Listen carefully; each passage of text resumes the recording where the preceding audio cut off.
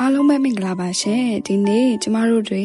စိတ်ပန်းဖြစ်ရင်ကုသိုလ်ယူဖို့အတွက်မြန်မာပြည်ရဲ့အရန်အေးချမ်းတဲ့နေရာလေးတစ်ခုသွားကြမယ်နော်အခုကျမရောက်နေတာလေးကတော့မန္တလေးတိုင်းတာစီမြို့နယ်တဲကရွှေချောင်းကုန်းဆိုတဲ့ရွာလေးပဲဖြစ်ပါရဲ့ရှင်လာရတာကတော့အရန်လွယ်ပါတယ်မိထ္ထီလာတောင်ကြီးလမ်းမကြီးတိုင်းလာရုံမှာပဲတာစီကနေထွက်လာမယ်ဆိုရင်ရွှေချောင်းကုန်းရွာကိုမြင်ရမှာပါဒီနေရာလေးကတာမန်ရွာလေးမဟုတ်ဘဲနဲ့ကျမတို့အားလုံးကြည်ညိုရတဲ့မဟာဗောဓိမြိုင်ဆရာတော်ဘုရားကြီးတည်တုံးခဲ့တဲ့တောဝကျောင်းတော်ရှိတဲ့နေရာလေးပဲဖြစ်ပါရဲ့ရှင်ကဲအခုတော့ဆရာတော်ကြီးတည်တုံးခဲ့တဲ့နေရာကိုရောက်ဖို့တောင်လေးနည်းနည်းလေးတက်ရပါမယ်မြင်တဲ့အတိုင်းပဲပေါ့နော်နေရတော့မီးပွင့်မတက်ပူနေတယ်ပေါ့နော်အသားတွေဟာဆိုရင်လည်း medium rare လောက်တော့ဖြစ်သွားနိုင်ပါတယ်ဒါမဲ့လေထူးခြားတာလေတောင်တက်နေရတာကတစ်ဆက်ကလေးမှမမုန်းတော့ပုံမှန်ဆိုရင်ဓာတ်လေကားတော့ရှာနေမဲ့သူက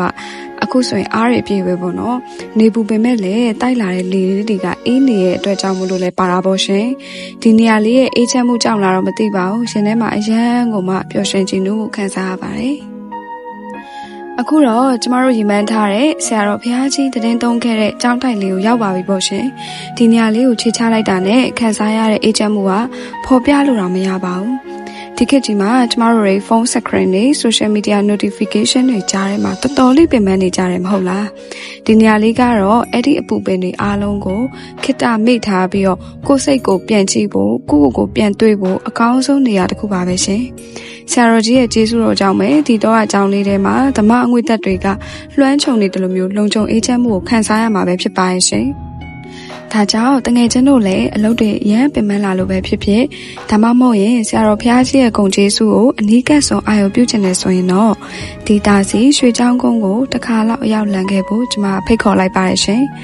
လာရလန်ခီမှာနေပူတာလေးရှိမယ်တောင်းတရတာလည်းရှိပါမယ်ဒါမဲ့ဒီကျောင်းတော်ကိုရောက်လိုက်လို့ရရှိမဲ့အသွင်းစိတ်ရဲ့ငြိမ်းချမ်းမှုကတော့ဘယ်အရာနဲ့မှမလဲနိုင်တဲ့တမိုးတစ်ခုပါပဲရှင်လောကီအပူတွေထက်ဓမ္မအေးကပိုပြီးအနှစ်သာရရရှိရဲဆိုတာဒီရောက်ရင်သိရပါလိမ့်မယ်ရှင်ဒီနေ့ vlog လေးကနေသင်အားလုံးလည်းအေးချမ်းမှုတွေရရှိကြလိမ့်မယ်လို့မျှော်လင့်ပါတယ်ရှင်